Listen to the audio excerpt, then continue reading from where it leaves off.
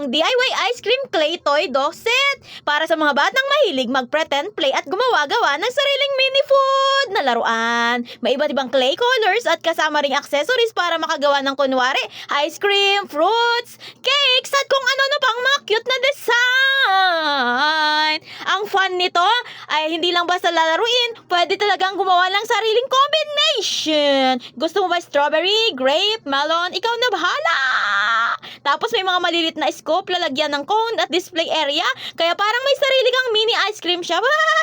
At ang nakakatawa, habang gumagawa ka ng ice cream, mapapakrave ka rin. Pero reminder, laruan lang to, wag tikman. Maganda rin siyang activity para mabawasan muna ang screen time. At may mga pagkaabalahan na creative. Kung gusto mo rin to, just click the yellow Boodle Basket Mini at nya nya nya nya